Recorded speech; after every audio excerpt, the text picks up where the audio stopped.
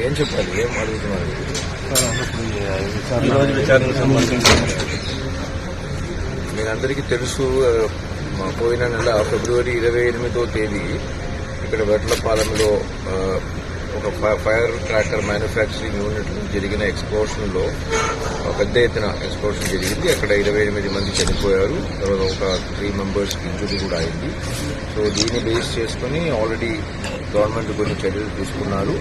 అలాగే గవర్నమెంట్ ఒక order issue చేసింది. దీని మీద డీటెయిల్డ్గా ఎంక్వైరీ చేయడానికి, దీనిలో ఎలా ఈ ఇన్సిడెంట్ జరిగింది, దీనికి రెస్పాన్సిబుల్గా ఉన్న వ్యక్తులు ఎవరైనా ఉంటే ఎవరు వాళ్ళు, అలాగే ఎందుకు జరిగింది, ఫ్యూచర్లో ఇలా జరగకుండా ఉండడానికి ఏం చేయాలి, అలాగే గతంలో ఒక కొన్ని నెలల క్రితం కూడా ఇలాంటి ఒక ఇన్సిడెంట్ జరిగినప్పుడు ఒక ఎంక్వైరీ చేయడం జరిగింది. నేను అలాగే రవి గారు కూడా ఇది కూడా మేము ఒక రిపోర్ట్ ఇచ్చాము. దాని మీద కొన్ని సూచన సలహాలు ఇచ్చాము.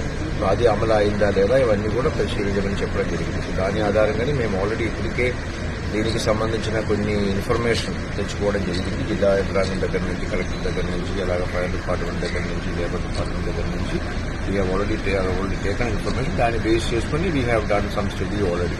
ఇప్పుడు ఈ రోజు ఫీల్డ్ మీదకి వచ్చి ఆ సంఘటన జరిగిన సైట్ కూడా పరిశీలించాము. అక్కడ ఉన్న వారిని కూడా విచారించడం జరిగింది. అలాగే ఈ యొక్క యాక్సిడెంట్లో సర్వైవ్ అయిన ఇద్దరు ఉన్నారు, వాళ్ళని కూడా విచారించడం జరిగింది.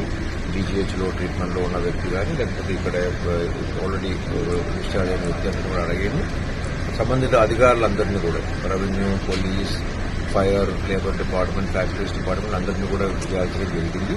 సో దీని ఆధారంగా మేము ఇంకా డీటెయిల్డ్గా స్టడీ చేసి ఇంకా కొన్ని ఇన్ఫర్మేషన్ కూడా కలెక్ట్ చేసుకోవాల్సిన అవసరం ఉంది. ఈ పీస్తో సంబంధించిన ఒక అధికారులు ఉన్నారు, వాళ్ళ దగ్గర తీసుకోవాల్సిన ఉంటుంది. అవి కూడా పరిశీలించి చేసి గవర్నమెంట్కి మేము రిపోర్ట్ ఇవ్వడం జరుగుతుంది.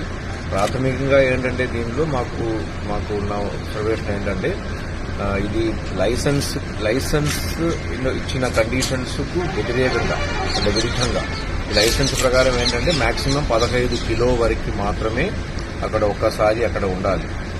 అలాగే 10 మంది కంటే తక్కువ మాత్రమే అక్కడ పనిచేసి ఉండాలి. కానీ ఇది చూస్తే మనకు ఈ ఒక బ్లాస్ట్ ఒక ప్రభావం చూస్తే ఖచ్చితంగా అక్కడ వందలాది కిలో మెటీరియల్ ఉన్నట్టుగా మనం ఒక కన్క్లూషన్ రావాల్సి వస్తుంది. సిమిలర్లీ అక్కడ యాక్సిడెంట్ జరిగినప్పుడు 30 మంది కంటే ఎక్కువ ఉన్నారు. అది కూడా మనం చూసాం, 28 మంది చనిపోయారు.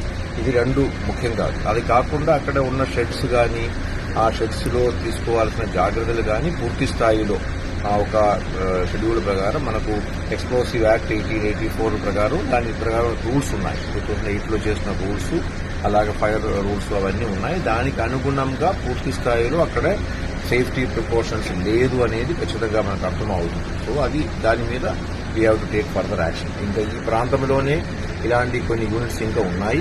అవన్నింటిలో కూడా భవిష్యత్తులో కూడా ఇలాంటి ఏమి యాక్సిడెంట్ జరగకుండా ఉండాలంటే స్ట్రిక్ట్గా ఈ యొక్క చట్టాల్లో ఉన్న ప్రొవిజన్స్ ని అమలు చేసుకోవాల్సిన అవసరం ఉంది. అది సంబంధిత అధికారులు, అది రెవెన్యూ అయినా, పోలీస్ అయినా, లేబర్ డిపార్ట్మెంట్ అయినా, ఫ్యాక్టరీ డిపార్ట్మెంట్ అయినా, ఫైర్ సర్వీస్ అయినా వాళ్ళందరూ కూడా ఖచ్చితంగా దీన్ని అమలు చేసేటట్టుగా చేయాల్సిన అవసరం ఉంది అనేది మాకు ప్రాథమికంగా ఉన్న ఒక అబ్జర్వేషన్. దీన్ని ఇంకా డీటెయిల్గా వెళ్ళిన తర్వాత గవర్నమెంట్కి డీటెయిల్డ్గా నివేదిక సమర్పించారు. అంటే గవర్నమెంట్ టెక్నాలజీ అంత హై లెవెల్ టెక్నాలజీ ఇచ్చినా సరే ఎందుకు ఈ క్షేత్రస్థాయిలో ఫెయిల్ అయిందని చెప్పి అనుకుంటున్నారు. దీనిలో హై లెవెల్ టెక్నాలజీ అనేది కాదండి. దీనిలో బేసికలీ ఇప్పుడు లైసెన్స్ ఇచ్చేటప్పుడు ఫస్ట్ ఇన్స్పెక్షన్ చేస్తారు.